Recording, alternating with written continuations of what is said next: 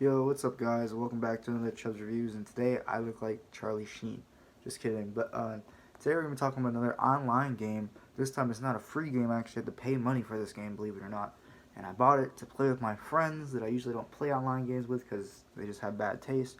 But I decided to buy Battlefront 2, Star Wars Battlefront 2. The DICE EA game that was plagued with insane microtransactions and loot boxes when it first released. And since then has people have been talking about it. It's had a couple updates. It's on the come up again, especially since the last Star Wars movie. And it was on sale for like $12. It's probably like 25, not on sale. And I decided to get it and play some matches with my friends. I've been playing it for about a week now. Um, I love some things about it, and some things are still. Meh.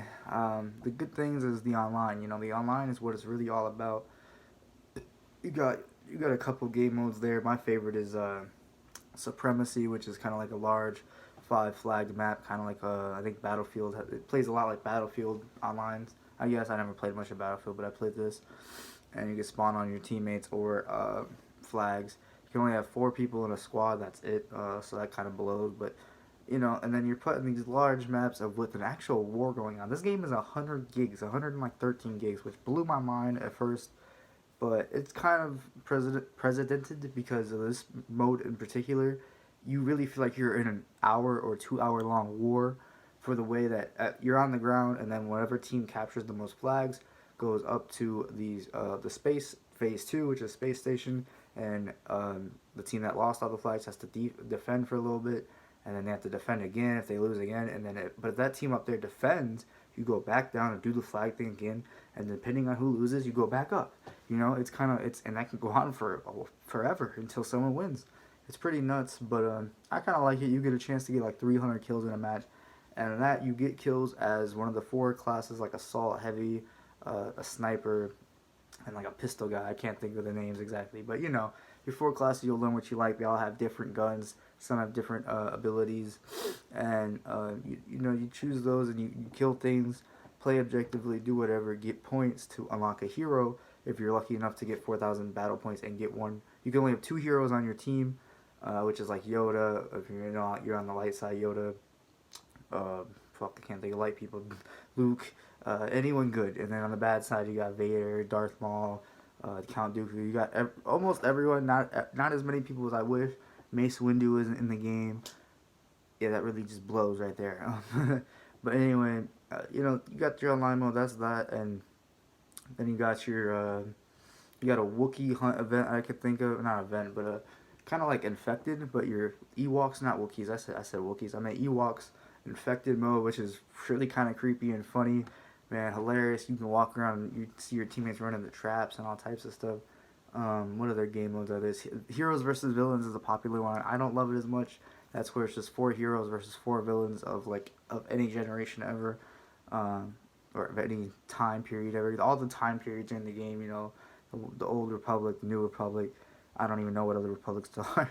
The separatists, everything. I prefer the Clone Wars era. That's my favorite era in Star Wars. I'm not a huge Star Wars fan, but if I had to choose a favorite area, that's mine. Anyway, yeah, that would be on the online. The way the progression works, I just kind of watched some reviews to look back in the day, see that progression was ass in this game. You had to pay money at first to progress really, and then when they took all the money out, it was just a bitch to grind. Cussing a lot here, but anyway, I really don't think it's much of a grind anymore. There's a really large sense of progression online. It's you get a character or class and you play with it and it levels up, gets its own skill tokens to unlock cards and upgrade cards for each level. It's not locked behind anything besides leveling up and playing the game. See, online is good as an online mode.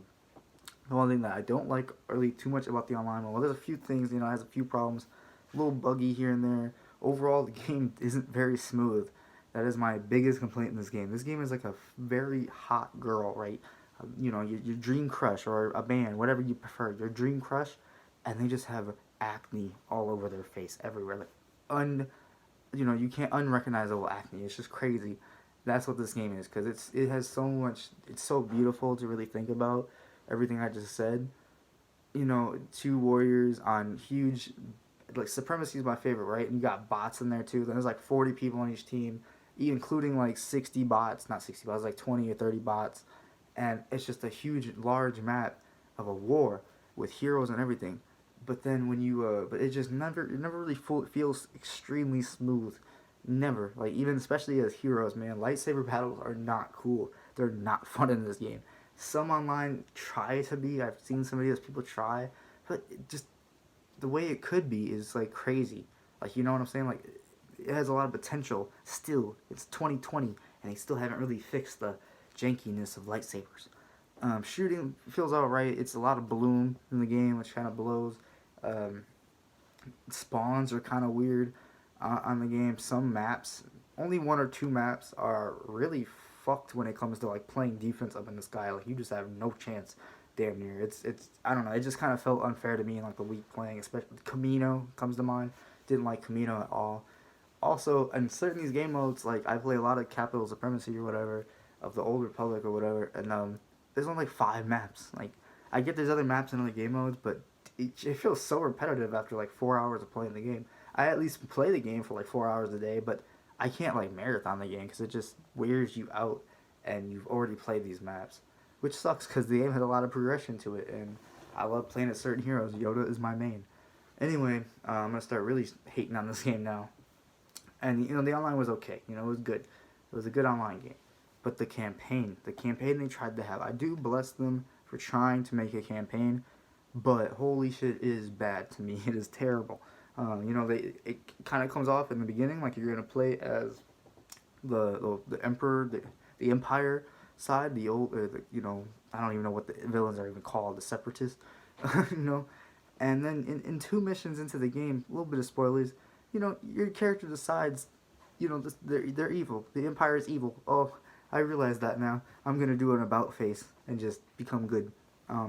That kind of happens, and you're in a little squad of like 3 people, and I kind of liked it at first, and then I couldn't tell you much else because it's not very memorable.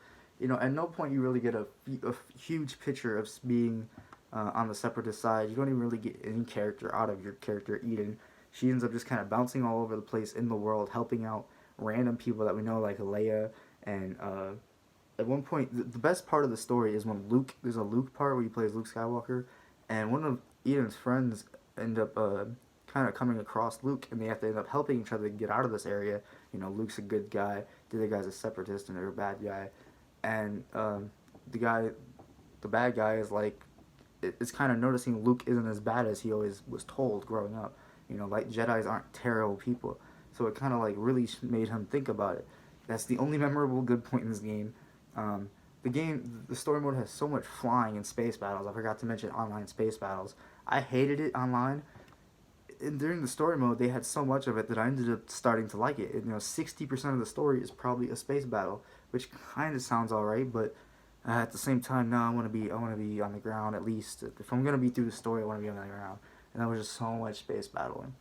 The final mission of the game overall was really cool. It was a huge battle, I think Jakku, or yeah, it was on Jakku, I think. And it was like 3 areas. There was a space battle going on, and then you could land on one side and do a little mission there on some ground troops, and then you could fly up and go on the other side and land there and do a mission. And then you flew up to like the Death Star. Like, that whole one sequence area was dope. But that was the only time I was in the game. It's at the very end. And then there's like a little area where you play as, I'm not gonna spoil who because it's the very last thing, but you play as a dark person, and he kind of gets an insight to something, and it was just like a really inspired area, and it felt so out of place because it's just like the rest of the game wasn't that inspiring. Your character had no character, besides that she's a badass, and that's it, and then she switches sides, and then out of nowhere there's a love thing going on between the main character and the other guy. I don't know where they came out with that, but they kiss at the end. Spoilers. You need to know that now so you can look for signs of them having a romantic relationship, because there are none. See, I just did not like the story. It made me want to play Jedi Fallen Order, which I have yet to play, and I probably will someday now, because this let me down a lot. Anyway, this game still has a shit ton of potential, and it's like 4 years old. That's kind of a good thing and bad thing, so for that, it's a slightly above average game. 6 out of 10 for me. A pretty strong 6, but a 6 nevertheless. Probably won't remember shit from the campaign. Play the multiplayer for a little bit. It'll probably get boring though. Yeah, thanks for watching. Like, comment, subscribe. See you guys in the next one.